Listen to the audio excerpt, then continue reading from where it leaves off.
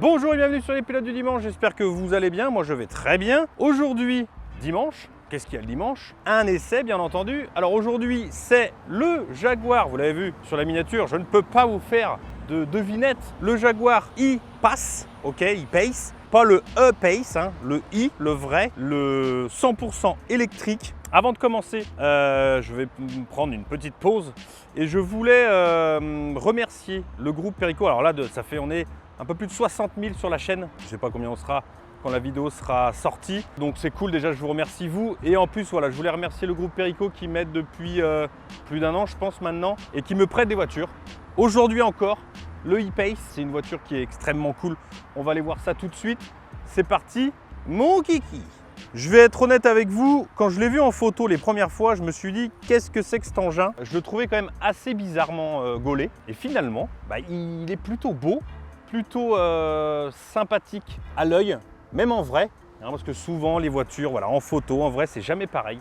C'est important d'avoir un avis, si vous voulez avoir un avis, d'aller au moins voir le véhicule en question. On est sur un E-Pace. Alors attendez, je prends mes petites notes pour ne pas vous dire de bêtises. Donc le E-Pace qui est devant vous, je viens de regarder mes petites notes. Donc c'est le EV400S AWD. 4 roues motrices, c'est normal, c'est un véhicule électrique. Comment ça se passe à l'intérieur? À l'intérieur, je vais parler sous le capot, mais sous cette carrosserie comment dire, proéminente. Donc vous avez un moteur à l'arrière et un moteur à l'avant, donc 200 chevaux et 200 chevaux. Ce qui nous donne un total, vous l'avez compris, de 400 chevaux en moteur électrique, bien entendu. Alors le véhicule en lui-même pèse 2 tonnes. Pourquoi 2 tonnes? Un peu plus de 2 tonnes, je crois même. Parce qu'il y a déjà 600, plus de 600 kg de batterie. Donc ça commence à faire. Alors du coup, comme le poids des batteries est assez immense, assez gros, et bien toute la structure est faite à 94% d'aluminium. Alors bon, ça fait quand même pas mal d'aluminium. Ouais, petite pose sur les phares qui sont très beaux, qui sont finalement bien représentatifs de la marque Jaguar. Hein. Les phares, ils ont quand même cette forme spécifique. On va peut-être regarder un petit peu. Alors ça, c'est un faux nid d'abeille qui est fermé, évidemment. Pourquoi? Parce que c'est un moteur électrique, donc il n'y a pas besoin de refroidissement. Vous avez juste en fait ici, je ne sais pas si vous le voyez ici, le trou qui est ici. Vous voyez là? Vous allez le voir là aussi, je pense. On voit l'air passe en fait, ça doit être pour l'aérodynamisme. Et l'avant il est joli, voilà, il y a des petits plastiques en, comment on appelle ça, en noir laqué, brillant. Là c'est pareil, des aérations qui ont l'air d'être réelles, hein, pas des trucs fictifs, c'est sympa. Au niveau des jantes, on est sur du 20 pouces. Je vais vous donner même la taille quand même parce que c'est important. 245 50 20. Donc bon voilà quoi, évidemment on retrouve les poignées stylées, je vais voir si je peux aussi, je vais pouvoir, qu'on retrouve aussi qu'on a vu chez le Range Rover Velar. Regardez hop, je ferme, elles disparaissent et j'ouvre, elles réapparaissent, c'est magnifique. Les feux, pareil, on retrouve bien le côté F-Pace, hein. On retrouve bien le côté Jaguar, on ne peut pas se tromper, c'est un Jaguar, ça, il n'y a pas photo. On a un gros diffuseur en dessous, évidemment pas de sortie d'échappement, bien entendu. Là c'est pareil, donc pareil pour je pense pour tout ce qui est aérodynamisme, ça passe vraiment, comment vous dire, attendez, je range mes clés, c'est pas facile, vous savez. L'aérodynamisme, hein, avec le petit aileron, toit panoramique qui est en plastique. Pourquoi en plastique? Bien entendu pour le poids, hein. Ça vous aura étonné. On est quand même sur un véhicule assez différent de ce que j'ai l'habitude d'essayer. C'est la première fois que j'essaye un véhicule de ce type, donc un véhicule 100% électrique, à moins que je dise une bêtise, mais je crois que c'est ça. Je vous disais 400 chevaux sous le capot, près de 700 Nm de couple. Vous allez voir, impressionnant, c'est vraiment ouf et c'est super cool à conduire. Et après, je vous expliquerai un peu comment ça se passe au niveau du freinage qui régénère les batteries, ça aussi c'est assez sympa. On va aller, je pense, faire déjà un petit tour dans le coffre, un coffre de presque 700 litres. Alors, petit bémol tout de suite, on n'a pas de... On est un peu moins de 100 000 € là sur le véhicule. On n'a pas de haillon électrique. C'est quand même dommage pour le prix. Donc ensuite, voilà, donc je vous l'ai dit, près de 700 litres de coffre, 656 exactement. On a bien entendu un coffre, comme toutes les voitures électriques, un coffre ici, qui est plutôt grand hein, d'ailleurs. Et évidemment, un coffre devant, enfin un coffre, un vide-poche à l'avant. Je vais voir. Ah, mais non, mais attendez, c'est bon. Je l'ai sur la clé. J'étais en train de me dire, attendez, on va regarder. Alors, la clé qui est ici. Voilà, plutôt voilà, de bonne facture. Alors, ouverture du... Alors, crac, comment ça s'ouvre? Alors j'imagine que c'est comme un capot normal. Ouais, c'est là, il y a une petite poignée. Voilà, des vérins, super. Et évidemment, donc, vous avez la place pour mettre votre téléphone. Et ça, c'est très important, vous voyez. Ça, vous êtes sûr de ne pas l'utiliser en route. Non, mais c'est pour mettre surtout les fils électriques, quoi. Pour éviter de les avoir à l'arrière, tant qu'à faire, autant les mettre ici. Et ça fait drôle, hein, toujours, quand on n'a pas de moteur à l'avant, bah, ni à l'avant, ni à l'arrière d'ailleurs. On a quand même le lave-vitre ici. Et c'est tout, mon ami. Que ça. Donc, je referme.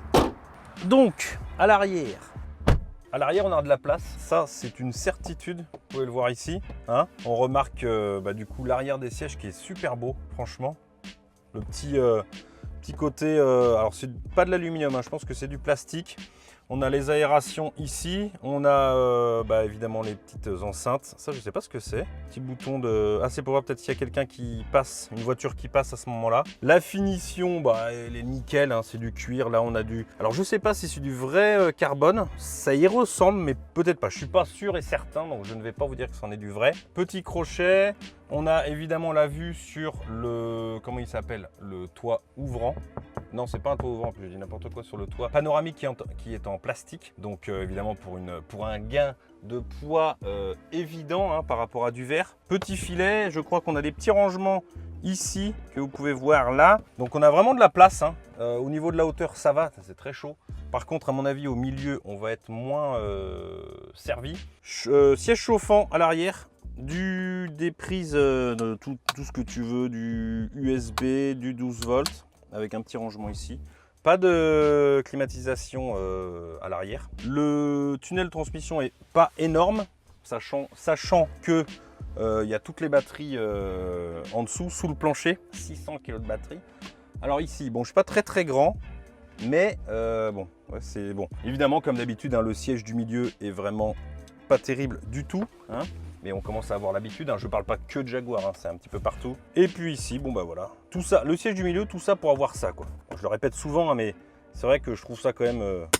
c'est un peu dommageable. Les sièges sont plutôt jolis, comme vous pouvez le voir. On a un plafond, le tissu c'est un genre de je sais pas, pas d'Alcantara, mais je sais pas, c'est vraiment... Enfin, ça fait vraiment lit douillet, quoi. C'est très beau. Enfin, on voit qu'on est dans un Jaguar. Encore que je trouve que là on voit vraiment, attendez, je vais ouvrir parce que j'ai chaud, si je peux, je ne peux pas ouvrir, j'ai mis la sécurité enfant, je suis bloqué, je ne pourrais plus sortir. On ressent vraiment que c'est là vraiment du haut de gamme par rapport au E-Pace, je ne me trompe pas. T'es quand même pas ouf en termes de qualité générale. Là c'est vraiment beau et on a beaucoup de place en tout cas pour 2 personnes à l'arrière. Maintenant on va voir ce qu'il en est à l'avant. Alors à l'avant, qu'est-ce qui saute aux yeux, j'aime bien dire, c'est quand même l'impression de qualité. Déjà, le volant est sublime avec de l'aluminium. Enfin, il est vraiment très beau, magnifique. Le volant est avec c'est des petites touches en plus tactiles ici. Enfin, c'est pas tactile vraiment, c'est vraiment, comment on dit, c'est pas tactile du tout en fait. C'est des touches, voilà, des touches qu'on appuie, mais c'est délicat, c'est luxe. Voilà, on sent bien. Donc ici, on a tous les profils, évidemment, parce qu'on a des sièges électriques, quand même. Hein, siège électrique, c'est cool. Pareil qu'à l'arrière, cette petite plaque là. Alors je sais pas si c'est du... Non, je pense pas que ça soit du carbone, mais ça, en fait ça ressemble. C'est comme ici, ça ressemble pas vraiment à... Ça ressemble à du carbone, mais ça n'a pas l'air d'être du carbone. Enfin, j'en sais rien. On a même ici une petite touche d'aluminium qui est très sympa. La boîte à gants, qu'est-ce qu'elle dit? La boîte à gants est toute petite. D'ailleurs, je vais en profiter pour vous donner le prix de ce Jaguar E-Pace S. Donc celui-ci est à 95 108 €. Voilà, je vous montre en plus les options et tout ça. Donc ça fait un certain prix, mais il est disponible à partir de 80 000 €. Bon, déjà 80 000 € c'est énorme, hein.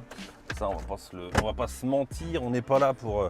Mais on n'est pas là pour juger du prix. On est quand même là pour juger déjà de la qualité des prestations de Jaguar, qui là sont en l'occurrence très bonnes. On a du cuir vraiment...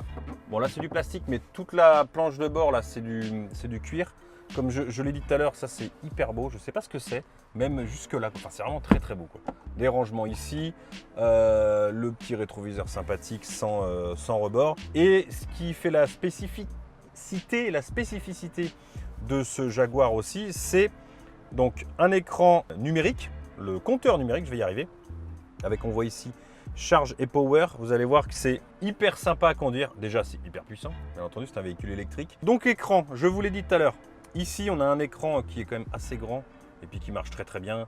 Donc, par exemple, ici, vous avez mon EV, c'est la partie, vous voyez, donc il me reste 246 km. Alors, le petit bémol, on va aller tout de suite sur le côté électrique. Pour recharger à 100% ce véhicule qui fait en vrai 380 km d'autonomie en ville ou sur nationale, sur petite route, parce que sur autoroute ça descend à 250 quoi. C'est vraiment ça descend parce que voilà, il n'y a pas le système de freinage qui recharge les batteries. La problématique de ce e-Pace et puis de tous les autres véhicules 100% électriques, hein, on va se dire dans cette gamme là, c'est la recharge. Là, sur une prise normale 220, donc admettons que vous vous promenez et que vous avez que ça pour recharger, c'est 40 heures pour recharger au maximum, d'accord? Avec une prise qui est faite pour que vous pouvez faire installer d'ailleurs par Jaguar. Là, il faudra 12 heures et ça vaut 1500 €. Il faut compter l'installation. Et après, les recharges très très rapides, ça vous le recharge en, je crois, 100 minutes. Je ne suis pas sûr, je vous le marquerai sur l'écran si c'est pas ça. Mais voilà, si vous n'avez pas de prise adaptée, 40 heures de recharge, c'est quand même très long.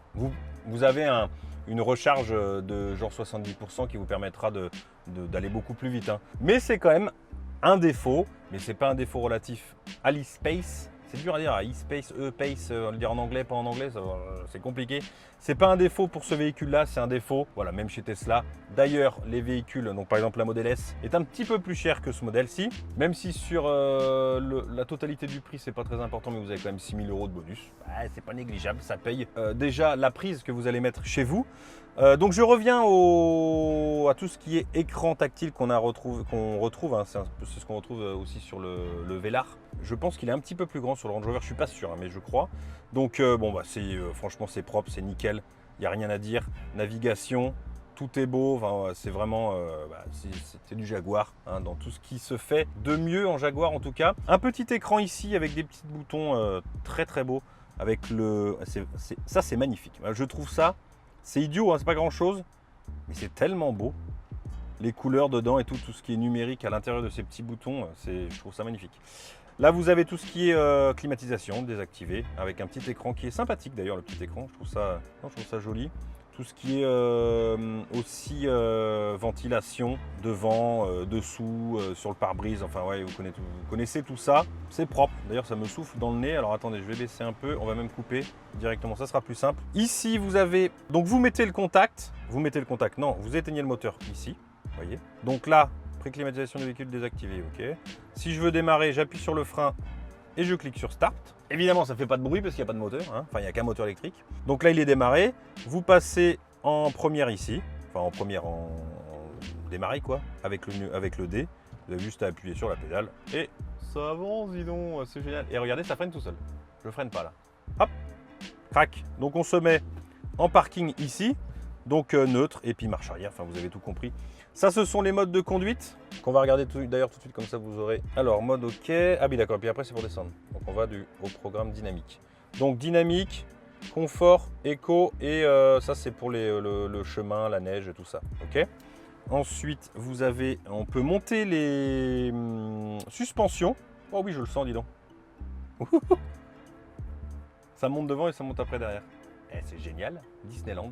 Donc pour descendre, quand vous voulez mettre quelque chose dans le capot, c'est génial, on se sent vraiment là. Donc, donc voilà, c'est quand même assez joli. Regardez, on a un petit rangement ici, gros rangement ici, avec une USB. Petit rangement pour le téléphone, bien pensé ici, vous voyez, crac. Et on peut le même mettre ici, on peut ouvrir ici si j'arrive, c'est là, tac. Et pareil ici, 12 volts, micro SIM. Et deux USB avec le petit couvercle qu'on peut ajouter, je pense. Ah oui, c'est ici le couvercle, vous voyez. Okay. Les sièges, on l'a vu à l'arrière, ils sont tout simplement magnifiques.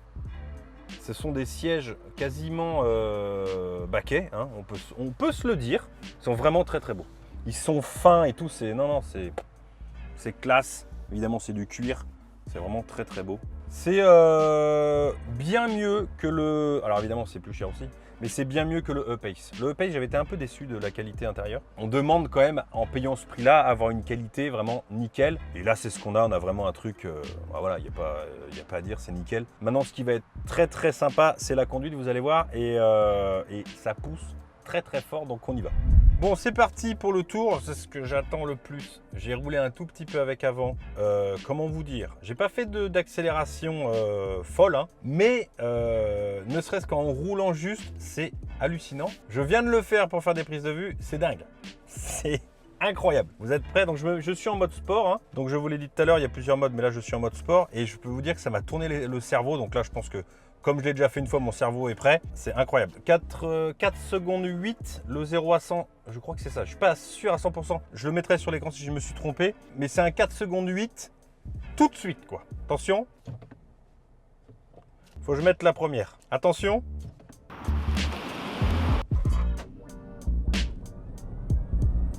Wow. C'est dingue. C'est une attraction à Disneyland Paris, quoi. Ou au parc Astérix, ce que vous voulez, Space Mountain, c'est ouf. Cette puissance, il n'y a que dans les voitures électriques qu'on a ça. De toute façon, il n'y a pas photo. Après, j'ai jamais essayé de voiture qui fait 600 ou enfin des centaines de chevaux. Mais là, c'est... La puissance est immédiatement, tout de suite, quoi. Tu veux doubler, tu doubleras sans problème. Sans ça, il y a un truc qui est super sur les voitures électriques, c'est le freinage. Parce que du coup, comment vous expliquer? On n'a pas besoin de freiner en fait. Alors attendez, parce que là je ne vois rien. On va se mettre la petite 360. Touc. Ok, d'accord, on est bien là. Donc je disais, parce que là c'est piégeux, il y a une espèce de trottoir qui fait mal. Donc on n'a pas besoin de freiner en fait. On a deux modes possibles. Un qui freine moins que l'autre. Donc là, j'ai mis le plus fort. Donc si je lâche la pédale de frein, d'accélérateur, vous voyez, je freine pas. J'ai juste lâché la pédale d'accélérateur, ce qui permet, bien entendu, vous le savez, de recharger les batteries. Alors attendez, je vais essayer de me retrouver le mode. On va le mettre tout à l'heure, parce que je conduis, je ne peux pas faire deux choses en même temps. Donc oui, ça recharge la batterie. Et du coup, c'est une autre façon de conduire. J'avais jamais fait avant. Et c'est excellent, parce que ça permet vraiment d'appréhender la route. Il faut vraiment bien appréhender la route pour savoir qu'on n'a pas besoin de freiner. Vous voyez là, je passe. Limite, ça freine vraiment beaucoup, hein. Bon, là, j'ai le mode qui régénère beaucoup les batteries. Et je pense que c'est comme ça qu'il faut conduire, hein, de toute façon. Ça permet de ne pas passer son temps à recharger sa voiture. Et on entend le bruit. Alors, on n'entend pas le bruit du moteur, mais on entend quand même le bruit ça doit être du rotor. Ça fait un... On sent que ça recharge. Donc, on peut se permettre de rouler sans freiner. C'est quand même... sans appuyer sur la pédale de frein. Donc, ce qui nous fait aussi des économies forcément de plaquettes, de disques et tout ça. Je suis vraiment bluffé par le confort, le volant, la façon de conduire. Mais je trouve qu'on a vraiment des sensations qui sont hyper agréables. Alors oui, vous allez me dire, ah bah oui, heureusement à ce prix-là. On est d'accord. Mais à ce prix-là, vous avez d'autres véhicules à ce prix-là. J'en ai pas essayé des centaines de milliers à ce prix-là, mais c'est vraiment cool. Vous voyez là, je coupe, hein. Je freine pas, je lâche l'accélérateur et je réaccélère tranquille. En fait, on passe un petit peu son temps à laisser légèrement le pied sur l'accélérateur pour pas que ça freine. Et là, quand on veut accélérer, par contre, oh là là là là. Par contre, c'est incroyable. L'accélération est folle, hein. Et on se croit vraiment dans un... Je sais pas comment vous expliquer. Comme ça fait pas de bruit et que en plus le châssis est super efficace. Ah, c'est une autre sensation de conduire, quoi. Et franchement, quand on dit je veux pas de voiture, en parlant, regardez, une Model S, vous voyez, si c'est pas sympa, la Model S et puis moi le e-Pace, bah oui monsieur, bon c'est pas le mien mais bon quand même. On a tendance à dire oh non, on veut pas que le moteur électrique remplace les moteurs thermiques. Alors certes, on n'a pas le bruit, donc c'est quand même moins sympathique, mais on a une autre sensation qui est complètement différente et qui est hyper agréable, hein, franchement. Puis regardez ça. La puissance, elle est instantanée. C'est ça qui est fou dans ces voitures. Alors, je reviens sur le système de freinage, hein. Il faut s'y faire, parce que c'est vrai qu'on n'a pas l'habitude de ça. En général, quand on lâche l'accélérateur, ça file. Non, là, ça freine vraiment, ça freine, quoi. Mais c'est ça qui est bien, c'est une nouvelle façon de conduire. On va quand même se faire un petit 0 à 100, parce que là, ça vaut le coup. Comme ça, je vous le mettrai sur l'écran. Moi, je ne l'ai pas, mais à mon avis, ça doit être quelque chose. On s'arrête. J'ai freiné, oui, j'ai pris l'habitude de freiner. Attention, on est à 0. On est en mode sport. C'est parti.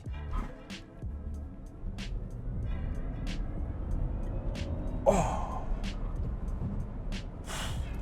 incroyable. Et vous voyez, dès que je lâche l'accélérateur, ça refreine. Je le répète 50 000 fois, mais c'est vraiment une nouvelle façon de conduire. Donc c'est pour ça, moi, ça me choque tout de suite. Hein, bon, vous voulez qu'on passe à autre chose? Bon, qu'est-ce que vous voulez que je vous dise? La musique, c'est nickel, hein, c'est du Meridian, donc c'est nickel. Là, je vous l'ai dit, le châssis est super. Enfin voilà, une voiture à un peu moins de 100 000 €. J'allais dire, heureusement que c'est super. Je pense pas que dans une Tesla, on ait une qualité, on va dire, à l'européenne aussi bonne, quoi. Hein, qu'on se le dise. Je vais essayer de vous trouver. Alors, bougez pas. Navigation. Ah, mais c'est ici. Mon EV. Et là, donc, on voit quand j'accélère. Vous voyez, Power en bleu. Et dès que je freine, là, je recharge les batteries.